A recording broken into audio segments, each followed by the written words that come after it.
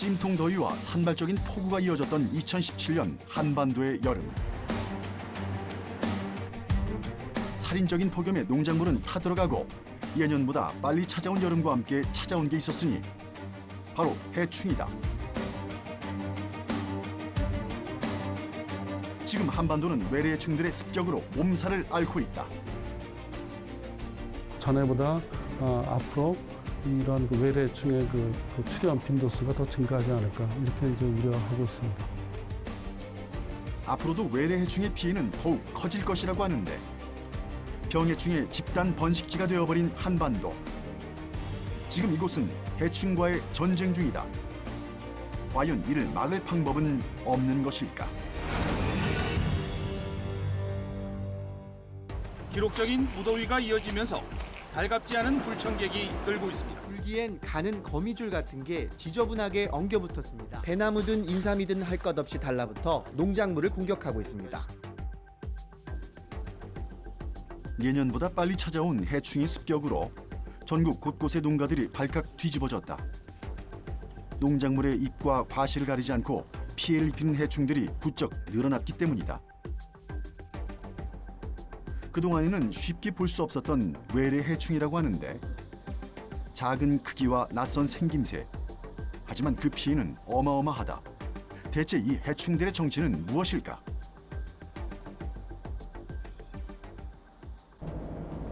한반도를 뒤덮은 해충들의 정체를 파악하기 위해 전문가를 만나보기로 했다.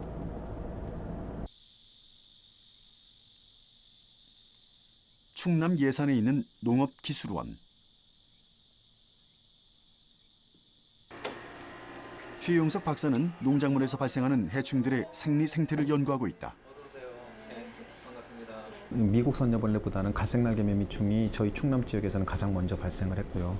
두 갈색날개매미충하고 이 오른쪽은 미국 선녀벌레인데 이 두 종 해충이 지금 전국적으로 농작물에 가장 큰 피해를 주고 있는 해충이고,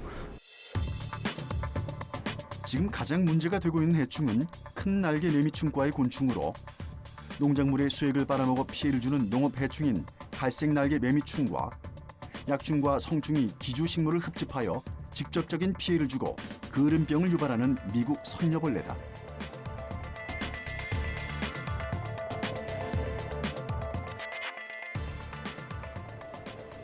현미경으로 그 생김새를 자세히 살펴보기로 했다.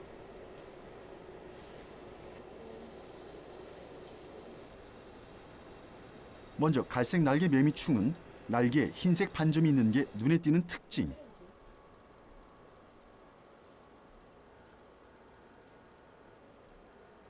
네, 이 갈색날개 매미충은 날개에 흰색 반점이 있다는 게 특징이고요. 나방같이 생겼지만은 실질적으로는 이건 매미충류에 포함이 되어 있고, 이러한 성충들이 가지의 일년생 가지에 속에 산란을 하기 때문에 농작물에서는 가장 큰 피해를 입을 수가 있는 거죠. 가지와 잎에 집단으로 기생하는 미국 선녀벌레는 몸통이 잿빛을 띠며 겉에는 하얀 솜과 같은 왁스 물질로 덮여 있는 게 특징이다.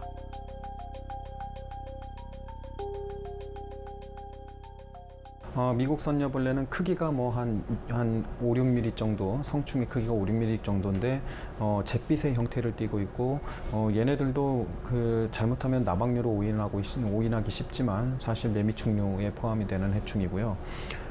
얘네들은 기주에 산란을 할 때 가지 속에 산란을 하지는 않지만 가지 조피 그 사이사이에 산란을 하기 때문에 방제가 또 쉽지가 않은 그런 해충입니다. 더욱 우려되는 점은 처음에는 충청 지역에서만 발생한 것이 지금은 전국으로 빠르게 번지고 있다는 점이다. 지금 현재 갈색날개 매미충과 미국 선녀벌레 같은 경우는 현재의 상태가 충남과 전북 지역 위주로 발생을 하고 있다가 2050년이 되면 이것이 경기 북부, 강원 지역까지 이렇게 확산이 될 수 있는 그러한 잠재력을 가지고 있습니다. 짙은 붉은색 부위가 갈색날개 매미충이 가장 많은 지점이 되겠고요. 앞으로도 얘네들이 산림을 타고 확산이 될 수 있는 그러한 예측 모델이 되겠습니다. 농촌진흥청이 조사한 자료에 따르면 외래해충의 발생 면적은 해마다 늘어나는 추세. 미국 선녀벌레의 경우 발생 면적이 2014년에 비해 2016년에 2배 이상 증가했으며 갈색 날개 매미충 역시 2년 사이에 발생 면적이 2배 이상으로 급증했다.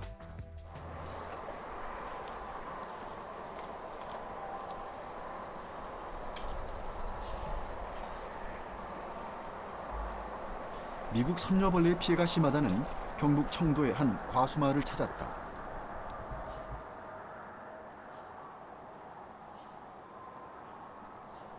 이곳은 피해 신고가 접수된 감나무 농원이다.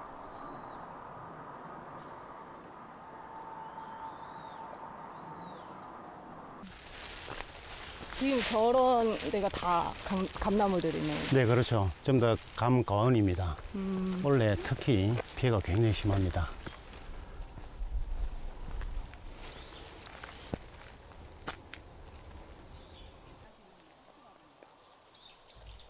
다른 나무에 비해 감나무의 피해가 특히 크다고 하는데 언뜻 보기에는 상태가 나쁘지 않아 보이는 감나무.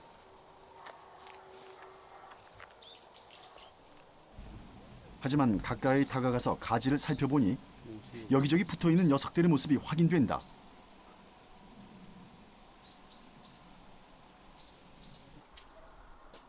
보호색을 띠고 있어 잘 모르는 사람들은 그냥 지나치기가 쉬운 것이다.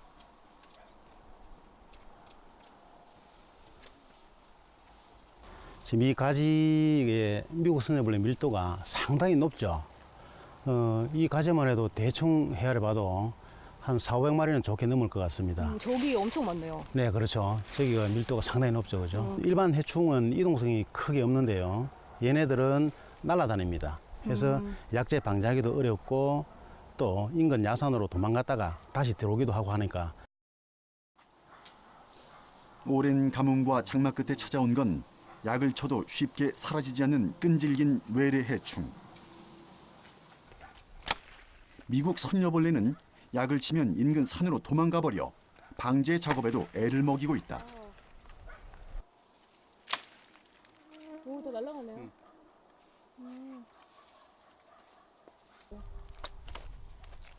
게다가 식물과 나무는 물론 사람에게도 잘 달라붙어 혐오감마저 주고 있는데 이렇게 사람의 옷에 붙어 다니며 잘 떨어지지도 않는다.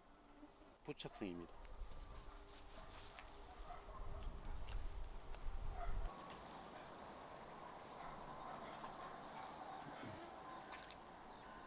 미국 선녀벌레가 점령해버린 감나무. 이들이 내뿜는 왁스 물질은 잎과 가지, 열매에 달라붙어 식물과 과실을 잘 자라지 못하게 만든다.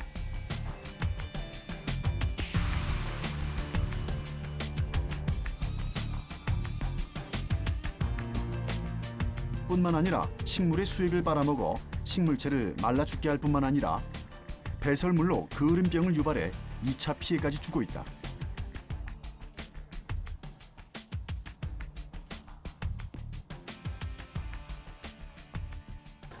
이것은 이제 거름병인데요. 그 미국 선녀벌레, 어른벌레가 먹고 배설을 하면 그 배설물에 또 곰팡이가 핍니다. 그렇게 해서 이제 잎에 피해를 주게 되고 네. 줄기를 즙을 빨아먹습니다. 해서 줄기도 영양분이 약해지고 그렇게 되겠죠. 네. 가지와 잎, 과실에까지 그을음을 남겼다. 겉모습에 병의 흔적이 생겼기에 당연히 상품의 가치는 하락된다. 봄부터 애써 키워온 농작물들이 이렇게 속수무책으로 미국 선녀벌레에게 당하고 있다.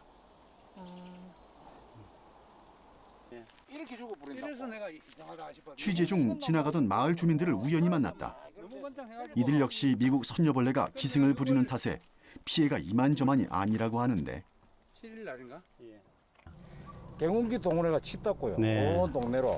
안 그래도 제가 치면요 날아가죠. 올라가 날아가 딴데 붙어 그렇죠. 어떻게 하냐 예. 병문길 해가지고 수압이 세잖아요. 예. 세네 너무 날아간다 아주 예. 우리 수동으로 하는 것 이래 뿌리 안 되겠나 그 말도 하더라고요. 약을 묻은 데는 약 묻은 놈은 죽고, 그 다음에 그 약 안 묻고 뛰가 는 그대로 살아있는 거야. 저 내려가다 보면 그대로 살아있는 게 있어요. 가장 큰 피해는 뭐였어요? 큰 피해는 지금 이제 피해가 발생하는데, 지금 채소 이런 거 뭐 들깨, 참깨 이런 게 지금 말라 죽고 있어요. 오래되니까. 그래서 너무 심해서 온 산천 전부 다 그래서 너무 묘지인 데까지. 피해를 입은 주민과 함께 문제의 장소로 이동했다. 농가는 물론 집 주변까지 광범위하게 퍼져 있다는 미국 선녀벌레.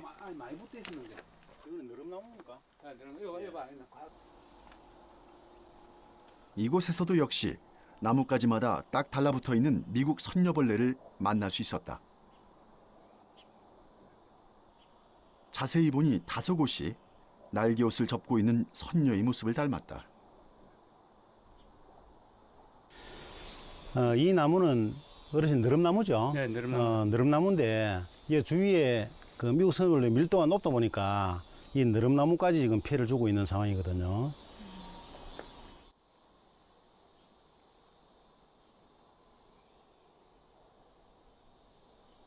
산림과 농경지를 점령한 데 이어 마을 주변의 주택과 공공장소까지 습격하고 있는 미국 선녀벌레.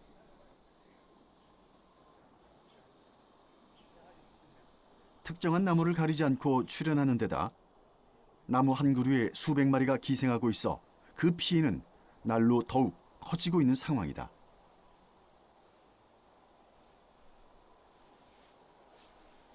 이 느릅나무에는 아직까지 미국 선녀벌레 약충이 어른벌레 되기 전에 약충이 있는 것 같습니다. 이 포로소름하게 그 눈에 보이죠, 그죠?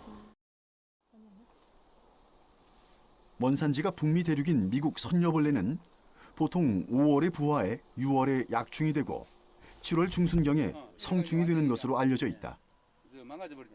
그래서 이게 이제 세력도 약해지고. 호박잎 꽉 돼 있었어요. 그냥 무성화 있다가 이제 이 선녀벌레가 여기도 호박잎에도 묻고 요 위에 나무 있는 게 이제 배설물이 떠지고 하니까 검게 되고 이렇게 지금 검게 이렇게 됐어요. 지난주까지 잎이 있었는데 이번 주에 보니까 잎이 싹싹 말라 없어져 버렸잖아요. 네, 그렇죠. 잎이 꽉 우거져 있어. 저거보다 더 많이 우거져 있어요. 네.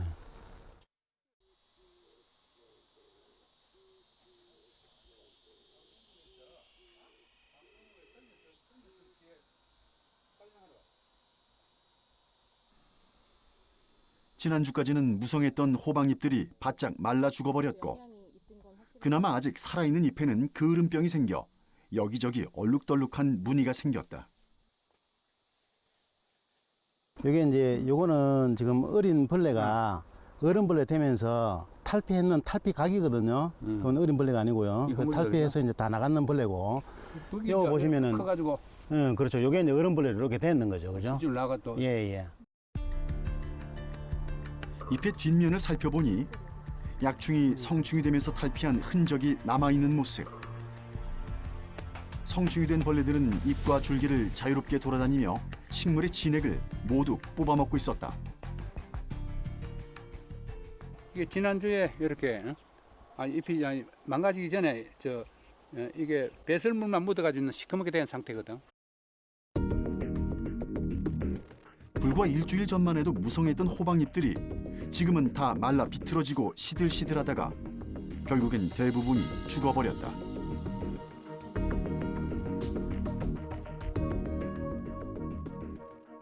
붙어 있던 그 선녀충 배설물이 떨어져가지고 요거 나무 밑에는 지붕이 새카맣게 돼 있잖아요.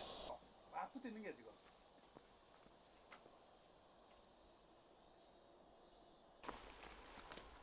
이게 무슨 꽃이에요? 이게 참나리라는 거야. 풀 이거 전부 다 하얗게 덮여있거든. 참나리 꽃도 비껴가지 못했던 미국 선녀벌레의 습격. 들깨, 참깨, 그다음에 다 모든 채소, 그다음에 과수나무 여기 다 지금 침투가 있는데 현재로서는 그 피해 정도가 얼마라고는 말할 수 없어요. 왜냐하면 아직 지금 피해가 진행 중에 있기 때문에 이게 이제 이 그 벌레가 빨아먹고 배설물 분비하고 이러면서 거기에 이제 그 나무를 망가뜨리죠, 잎하고. 이래서 지금 피해가 산출되려면 이게 농작물 수확 단계 됐어야 산출될 겁니다. 지난 2009년 국내에 처음 출현한 미국 선녀벌레는 2011년에는 충남 지역에서도 그 피해가 발생했다.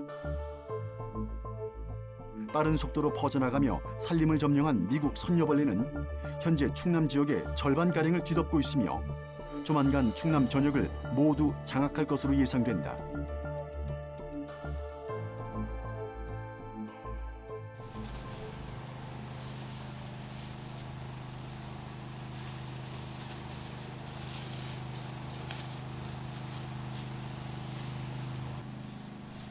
장마가 끝나자 기다렸다는 듯이 기승을 부리고 있는 외래 해충들의 피해를 막기 위해 전국 곳곳에선 긴급 방제가 실시되고 있다.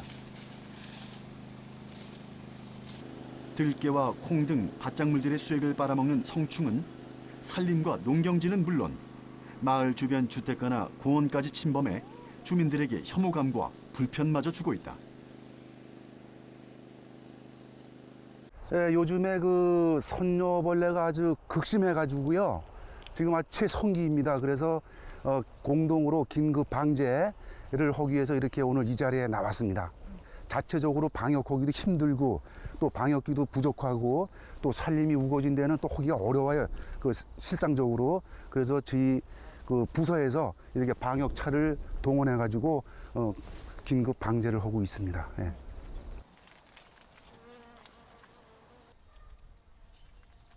초여름에 약충이 되고 7월이면 성충이 되는 미국 선녀벌레는 9월과 10월까지 계속해서 산란하기 때문에 이 시기에 방제를 놓치면 그 피해는 더욱 커질 수밖에 없다.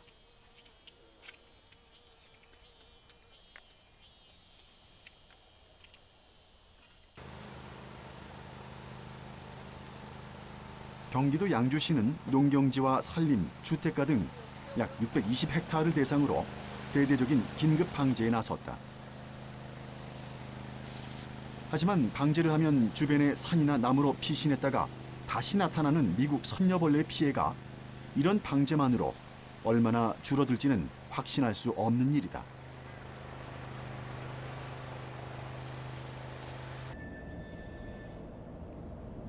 계속해서 그 영역을 넓혀나가는 외래해충의 피해뿐 아니라 바이러스로 인한 피해 역시 급증하고 있다. 그 피해 정도를 확인하기 위해 찾아간 곳은 경북 영양군에 있는 농업기술센터.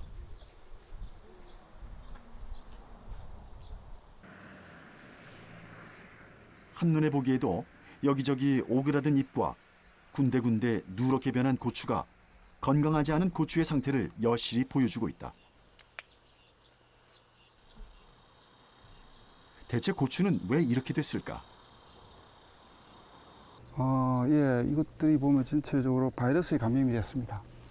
그래서 지금 상태가 전부 얼룩덜룩하고 번개무늬도 있고 또 줄기에 보면은 이게 줄이 쭉쭉 나서 계저 바이러스 증상을 나타내고 있습니다. 과도 보면은 전체적으로 상태가 보니 과도 적고 약간 꾸불꾸불한 게 정상적인 과하고는 많이 차이가 있습니다.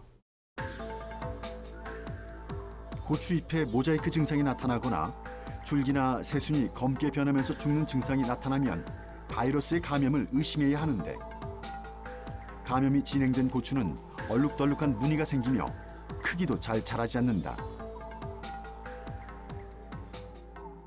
고추 바이러스는 이제 사람의 감기 바이러스 같이 옛날부터 식물 바이러스가 있었습니다. 이 바이러스인데 이게 이제 진딧물이나 총체벌레 같은 해충들이 이제 매개로 해서 감염이 됩니다. 그놈들이 이 독성이 있는 바이러스를 왔다 갔다 하면서 이제 식물의 고추에 이제 전염을 시키고 있습니다. 고추 바이러스를 옮기는 매개충은 진딧물과 총체벌레. 주로 월동하는 잡초들이 바이러스에 많이 감염돼 있는데 이를 흡집한 진딧물이나 총체벌레가 고추나 과실을 다시 흡집하면서 감염이 확산된다. 총체벌레에 의해 감염된 고추는 얼룩덜룩하게 변해 농민들 사이에선 컬러병이라고도 부른다. 일단 감염이 되면 독성이 강해 반드시 뽑거나 태워서 바이러스를 제거해야 한다.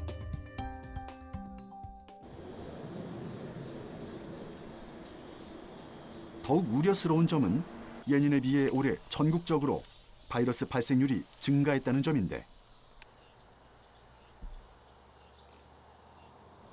올 5월 중순경부터 이 바이러스에 많이 가물다 보니까 해충들이 많이 생기고 그래서 이 진딧물 발생량이 전국으로 통계를 봐도 한 10% 정도 증가됐습니다.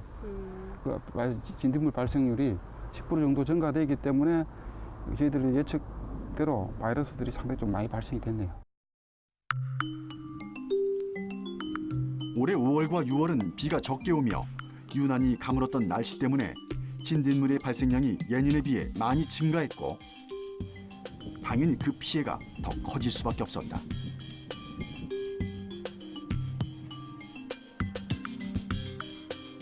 초기 방제가 진딧물 방제가 안 되는 같은 경우는 상당히 심각한 타격을 받게 되죠. 5월 초에 이제 5월 중순에 이제 바이러스가 발생이 돼 버리면은 이 고추가 면역성이 아주 떨어진 상태이기 때문에 힘이 없는 상태이기 때문에 거의 뭐 고추 수확량이 뭐 한 60%, 70% 감소되는 경우가 있습니다. 근데 반면에 6월 중순경 이제 고추가 이제 생육이 왕성하고 면역이 생겼을 때 이제 감염될 경우는 거의 정상에 가깝게 수확할 수가 있죠.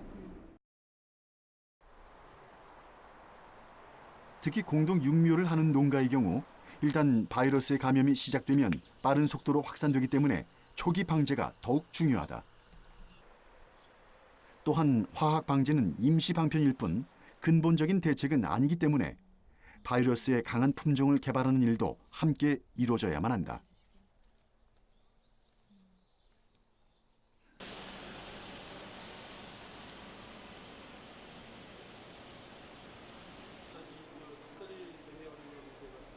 그렇다면 이러한 병해충들의 피해를 막을 수 있는 방법은 없는 걸까? 대체 이 병해충들은 언제 어떻게 국내에 유입된 걸까? 그 자세한 현황을 알아보기 위해 병해충 전문가인 서울대학교의 이준호 교수를 찾았다. 먼저 최근 들어 국내 외래해충이 급증하고 있는 이유에 대해 물었다.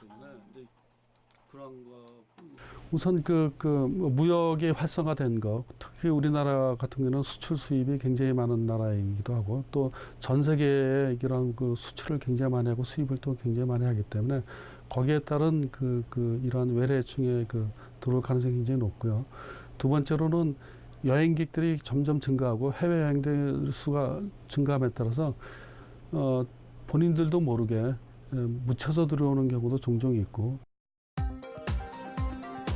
외래해충의 발생은 해마다 꾸준히 증가하고 있는데 국가 간의 무역 증가가 그 하나의 원인으로 보인다. 농산물이나 목재 등 국가 간의 무역이 예전보다 활발해지면서 외래해충의 유입도 예전보다 쉬워졌다.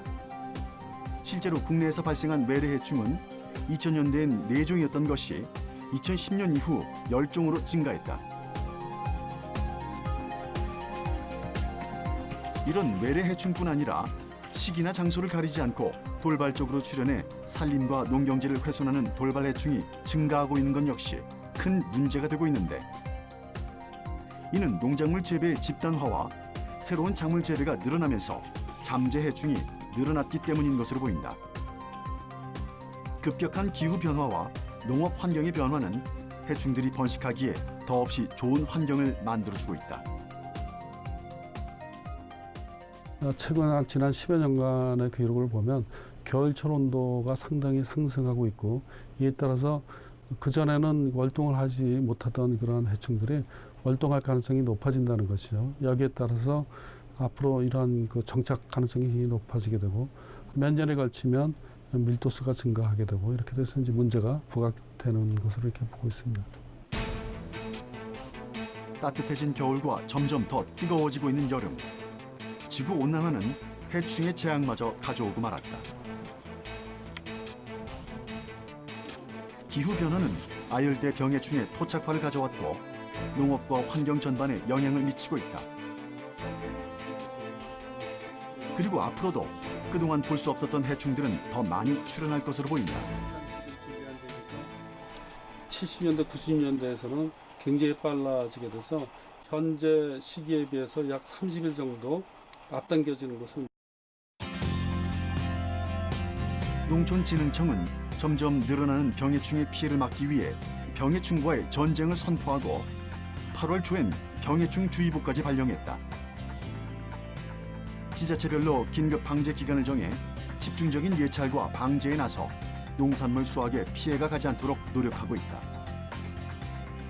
하지만 이런 대대적인 화학 방제가 안전하지 않다는 우려의 목소리가 많다. 그래서 최근에는 여러 가지 대안 방제법들이 나오고 있는데 경북 경산에 있는 한 포도 농가에서는 대안 방제를 통해 꽤 효과를 봤다고 한다. 꽃매미의 습격으로 포도 수확에 차질이 있었다는 이곳. 꽃매미의 피해를 막을 수 있었던 건 포도밭 전체를 둘러싼 커다란 방충망이다. 꽃매미 방제에는 화학 방제보다 더 효과가 있었다고 한다. 처음에 꽃매미가 유입됐을 때는 우리 농가에서는 무슨 해충인지를 알지를 못했습니다. 그래서 피해가 굉장히 심했고요. 그래서 우리가 농약도 개발을 하고 해놨지만 꽃매미 방제를 위해서 1년에 3회에서 5회 정도 농약을 살포합니다. 해서 또 방제가 완전히 되는 것도 아니고요. 그래서 물리적인 방법으로 방충망을 씌워보니까 상당히 방제하기가 효과적이다. 그렇게 해서 지금 대부분 농가에서 방충망을 처리를 하고 있습니다. 꽃매미는 알에서 성충이 되기까지 2개월밖에 걸리지 않을 정도로 빠른 번식력을 가졌다. 20개의 수액과 영양분을 빨아먹어 시들게 할 뿐 아니라 그을음병을 유발해 과실에도 큰 피해를 핀다. 처음에는 이 비가림이 안 되거든. 그렇지. 비가림이 안 되고 그럴 때는 꽃매미가 굉장히 심했는데 이제 비가림 하고 난 뒤에는 꽃매미가 전혀 그런 게 없어요. 그때 약도 이제 정기적으로 뭐 한 달에 뭐 한 번씩 치고 이랬긴 해. 직접 포도밭으로 들어가 꽃매미의 피해가 없는지 확인해봤다. 얘네들이 그러면 지금은 피해가 없지만 원래는 보통 이런 지금은 꽃매미가 없기 때문에 굉장히 포도 상태가 좋습니다.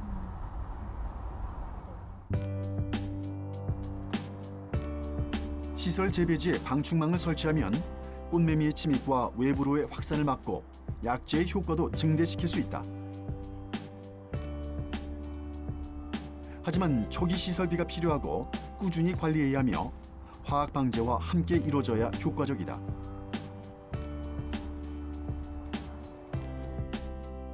또한 자연적인 방법으로 수분이 힘들기 때문에 완전한 방제법이 될 수는 없다.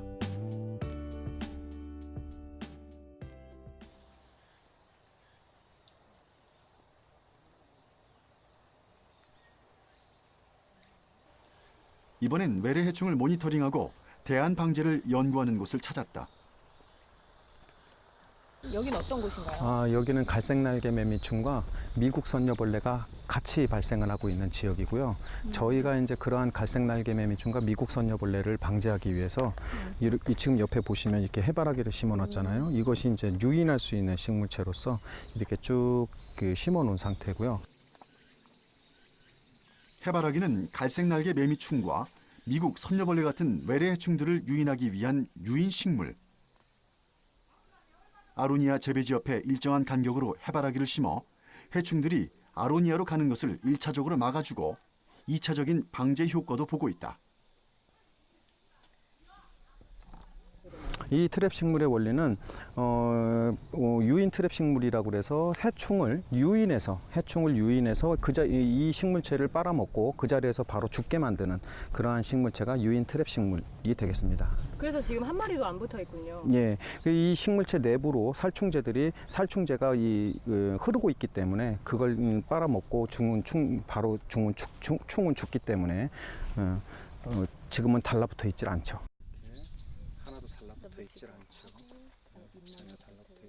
화려한 모습의 해바라기 내부에는 화학 약재가 흐르고 있어 해충이 식물체를 빨아먹으면 살충제를 먹게 되고 곧바로 죽게 된다. 여기 있네. 이렇게 죽은 시체들이. 이렇게 여기 이게 사충의 모양의 형태가 이렇게 죽어서 시체가 이렇게 있는 거죠. 해바라기 주변을 살펴보면 해바라기의 꽃과 잎에서는 보이지 않았던 해충들이 바닥에 떨어져 죽어 있는 모습이다.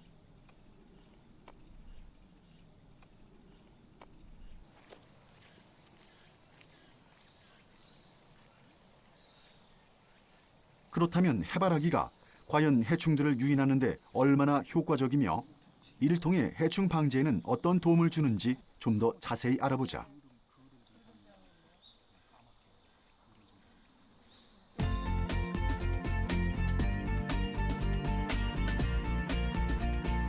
해바라기 유인 방제 실험은 해바라기 식물체 내부에 농약을 주입한 것과 농약을 주입하지 않은 것 두 가지로 나눠서 진행하고 있다.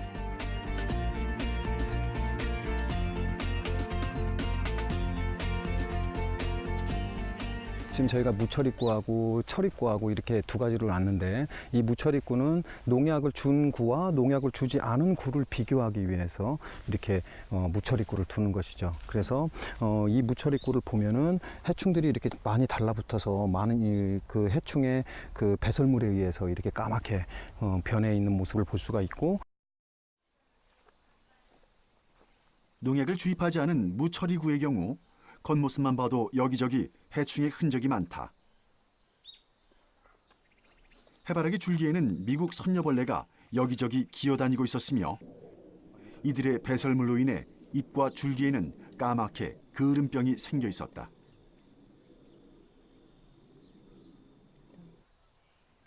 반면에 농약을 주입한 처리구의 경우 아까와는 달리 잎과 줄기가 멀쩡한 모습. 이를 통해 해바라기의 유인 효과는 확실하게 확인이 가능했다. 이 해바라기에 농약을 처리하지 않은 거는 갈색날개 매미충이나 미국 선녀벌레를 유인하는 효과만 있는 것이지 방제를 할 수 있는 효과는 없습니다. 그래서 살충제를 투입한 그 해바라기를 심어놓은 곳과 이 무처리구를 비교를 해서 해바라기에 살충제가 침투가 됐을 때 방제 효과가 어느 정도 나타나는지를 비교하기 위해서 약제를 처리하지 않은 구를 둔 것입니다. 그렇다면 그 많은 식물 중에서 왜 해바라기를 유인 식물로 정한 걸까? 해바라기 줄기는 일반 식물보다 조직이 훨씬 부드럽고 수액 당도가 높다. 갈색날개 매미충이나 미국 선녀벌레 같은 해충을 유인하기에 좋은 조건을 가졌다.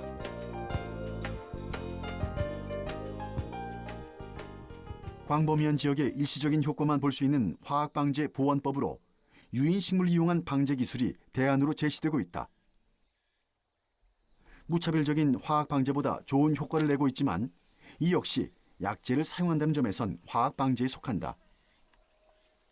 이런 한계를 극복할 또 다른 친환경 방제법도 모색돼야 할 것이다.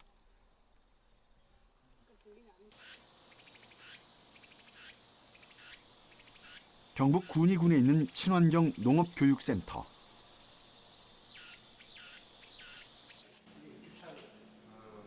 이경렬 교수는 천적을 이용해 해충을 없애는 친환경 방제 연구에 주력하고 있다.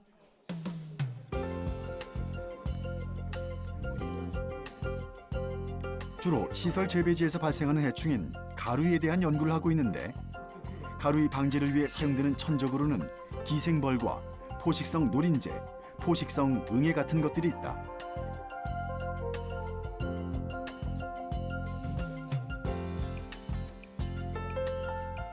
천적 연구를 위해 연구소에는 해충과 천적, 이들이 살아가는 식물까지 직접 사육하고 있다. 농민들 스스로 필요한 해충을 키우고 농법에 바로 적용할 수 있게 하는데 바로 천적 자가 생산법이다. 여기는 총체가시응애라는 토착 천적을 생산하는 곳입니다. 저기 보시면 이름표와 같이 농가에서 직접 천적을 사육하여 농가에 사용할 수 있게끔 사육실을 만들어 놓은 곳입니다. 총체가시응애라는 애는 어떤 건가요? 총체가시응애는 토착하는 천적으로서 땅 속에 사는 미소, 해충을 광범위적으로 포식하는 천적인데요.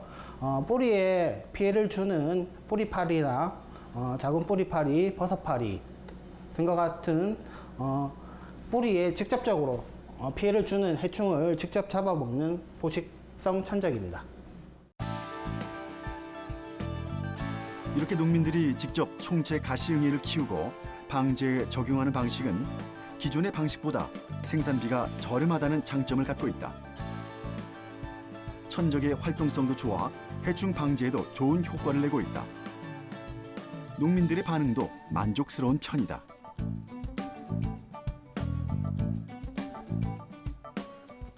뿌리에 피해를 주는 해충을 잡아먹는 포식성 천적인 총채가시응애. 총채가시응애의 활발한 활동성과 증식을 위해 이들이 사는 대지를 잘 저어준다. 또한 총채가시응의 먹이인 긴털가루응애를 공급하기도 한다. 이 작업 역시 농민들이 일주일에 한 번씩 이곳에 들러 직접 하고 있다.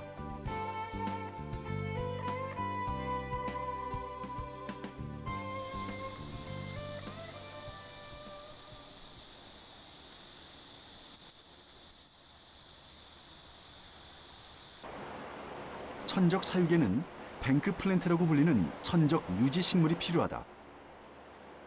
이곳에선 그에 대한 연구도 함께 이루어지고 있다. 다시 늘어나고 있어요, 조금씩.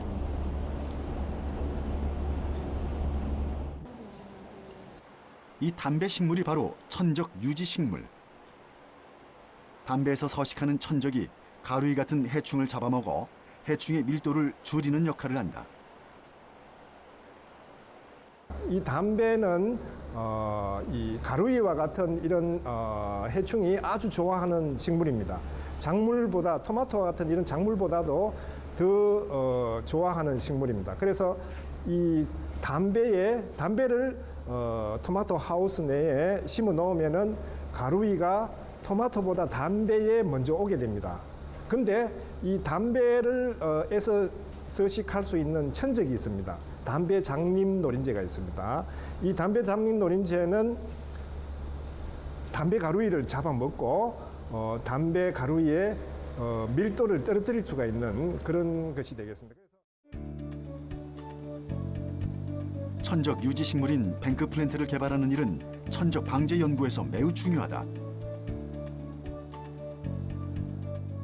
친환경 방제를 위해서는 천적을 지속적으로 공급해야 하는데 그러려면 당연히 비용이 많이 들기 때문이다. 초기에 한 번만 천적을 공급하고 잘 유지시킬 수만 있다면 경제적으로 큰 효과를 볼 수 있다.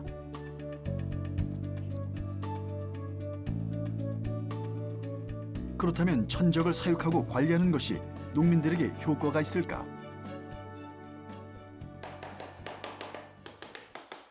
이를 알아보기 위해 천적의 증식률을 확인하는 실험을 진행했다.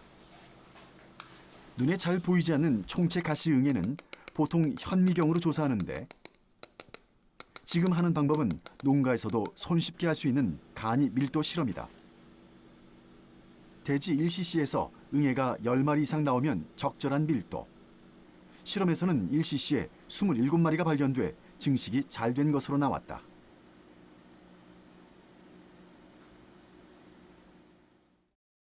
우선 이 외래충의 그 생태 연구가 국내에서는 잘 안 돼 있기 때문에 당연히 그 생태 또는 생리적인 연구가 필요합니다. 그것은 이제 보다 중요한 것은 아예 그 이동해오는 원인을 차단하는 것이 가장 중요하다고 봅니다. 그래서 우리가 검역을 더 철저히 하고 또는 외국에서 여행을 갔다 오는 사람들도 이러한 그 외래충의 유입의 가능성에 본의 아니게 일조한다는 이러한 그 가능성을 항상 염두에 두셔서 이런 외래충들이 들어오는 것을 막는데 신경 쓰는 것이 굉장히 중요하다 이렇게 생각이 듭니다. 이른 더위와 고온 다습한 무더위가 장기화되면서 한반도는 각종 병해충의 온상지로 변해버렸다. 예전엔 볼 수 없었던 해충들이 애써 지은 1년 농사를 망치고 주민들에게 불편을 주어 각 지방단체와 소방당국이 대대적인 방제에 나서고 있지만 쉽게 꺾일 기세가 아니다. 해충의 습격으로부터 자유롭기 위해선 방제와 연구에도 힘써야 하지만 해충의 유입을 원천적으로 차단하는 일 역시 중요해 보인다. 누군가의 작은 부주의가 해충의 유입을 가져오고 돌이킬 수 없는 변화를 일으킬 수 있다는 사실을 다시 한번 기억해야 할 것이다.